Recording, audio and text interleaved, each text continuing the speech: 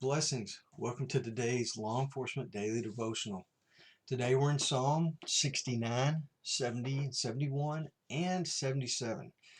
So only four Psalms to read today, which, man, we've got so many in a row in some of these days. But they're short Psalms, doesn't take up a whole lot of time, so I hope you got a chance to read ahead. Really good takeaway from today, and I want to spend a little time on it. It's something that I don't consider very often and I haven't heard a lot of, so it may be something you hadn't thought of a lot. But in all these Psalms, we see David constantly praying to God, constantly asking for help from the attacks of his enemies, whether it's a physical attack or it's somebody who's spreading lies and rumors about him. I mean, he's got his enemies are they're after him constantly.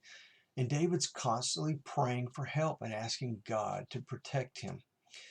This prayer out of Psalm 71, verse 4, really struck me today because the thought started in one place but kind of ended up in another that concerned me. And so I wanted to bring it to our attention and talk about it today.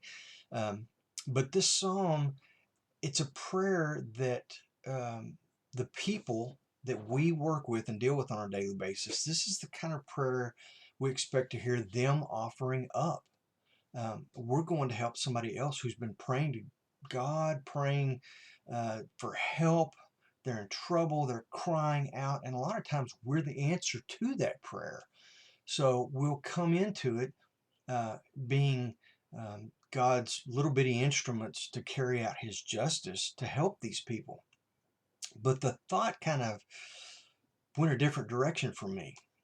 There have been, we're human. There have been times in my life where I haven't been the best cop, or I haven't been the best person, and I've sinned and I've screwed up and I've done things I shouldn't have done. What happens when we're the subject of their prayers? When we're the ones that they're asking God to protect them against? Um, we've got to be very careful as law enforcement officers that we don't become the object of prayer. uh, you know, would never say or expect or put us in the same category as the people of Sodom and Gomorrah. But the people in that town that God destroyed, he destroyed because the prayers of folks in that town reached God. They're like, Lord, help us. And God did. We don't ever want to be the people that are the subject of prayer because of oppression. We want to act with kindness, gentleness, compassion.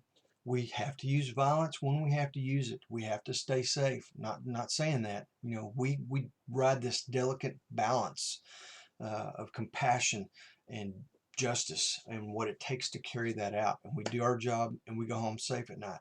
But we've got to do it in such a righteous manner that we do not become the object of prayer. God is a righteous God, and the fear of the Lord is the beginning of wisdom. What scares me and what gives me the fear of the Lord is the fact that I may oppress somebody to the point where they cry out to God and ask for God's help against me. What a sobering thought. But I think it's one that, as law enforcement officers, we all need to consider. Um, when you're doing something wrong and you don't think anybody's watching, man, somebody is. And if they pray to God and ask for help against you because you're being oppressive or mean or rude or unjust, whatever the case may be, man, I don't want to be on that side of the fence. So anyway, just a great law enforcement takeaway, great thought for today.